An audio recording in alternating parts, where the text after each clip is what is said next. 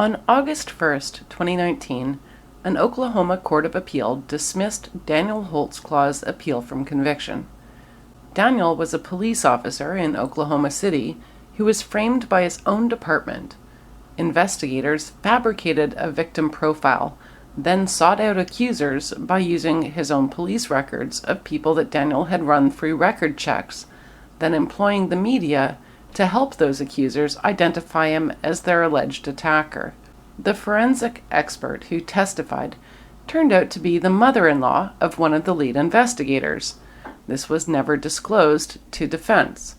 Elaine Taylor misrepresented DNA evidence at trial and failed to conduct a proper set of forensic tests after her son-in-law handled evidence without gloves on and put both Daniel's belt and pants into the same paper bag for forensic testing. Daniel was convicted of half the charges and sentenced to 263 years in prison, a verdict which has been best described as splitting the baby by a jury who couldn't agree on guilt or innocence. During his trial, a protest mob took photos of the jury members, could be heard by the jury chanting "racist cop, racist jury" while testimony was being given, and in one incident were caught approaching a person they thought was on the jury in order to intimidate them.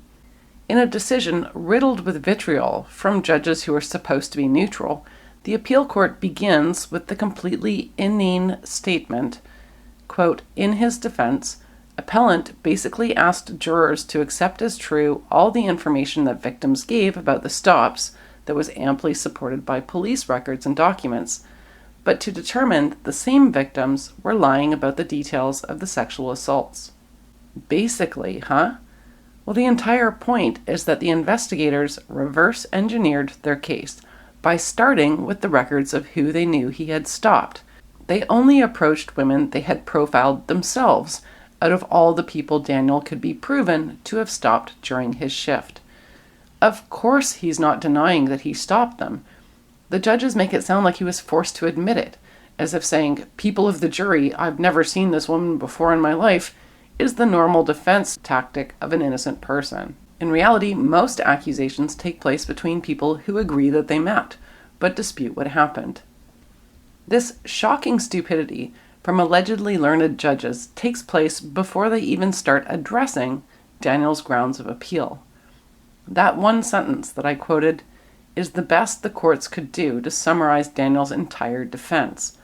Never mind the part about how none of his accusers could actually pick him out of a photo lineup or even describe him accurately until the police gave the media his name and photograph.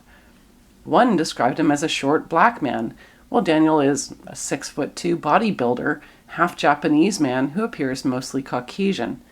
Let's put it this way. He's fairly easy to remember. But no, the learned appeal court judges didn't think stuff like that was worthy of mention. In case you're dubious about bias, Judge Lewis added his own special note, writing, quote, "This case involves a sexual predator who happened to be employed, most unfortunately, as an Oklahoma City police officer," end quote. Lewis goes on to declare that Daniel had 13 separate victims, completely ignoring that he was not convicted of crimes against all the complainants. This is a serious error that completely exposes the judge as biased. In Lewis's mind, he finds Daniel guilty of things for which he was acquitted. Given that Lewis declares all 13 women to be victims, when he says, quote, "Moreover, appellant was acquitted on half the charges, showing the jury was not influenced unfairly by the trial of multiple counts," end quote, well, he's undone his own argument. Lewis himself thinks Daniel was guilty of all charges, so as a result, he thinks the jury unbiased. Of course, compared to Judge Lewis, the jury was significantly less biased, but that doesn't mean that the trial was fair. Daniel and his family were prepared for this decision, because it's well known that Oklahoma Court of Appeals is a cesspool. The reality is that appeals are not about facts, they're about words, and the system is designed to uphold convictions. This particular court made this very clear by refusing amicus briefs from the top DNA experts in the USA and 2 lawyers who sought to bring new case law to their attention regarding the circus atmosphere created by the protesters and the media, which obviously did affect the jury. They also allowed secret hearings to take place, in which Daniel Holtzclaw's own lawyers were not permitted to attend. Daniel's appeal never had a chance, and beyond that, they took 2 years to deliver their predetermined decision. And now Daniel will have to continue waiting in prison to file the next step in his quest for exoneration. Now, one of the things that strikes me about the growing number of cases of wrongful convictions that are successfully overturned is how many years these innocent people spend in prison because the system is so slow. You would think the government would do something about that. The average case of wrongful conviction takes about 15 years to correct. That is 15 years an innocent person spends incarcerated before the facts come to light.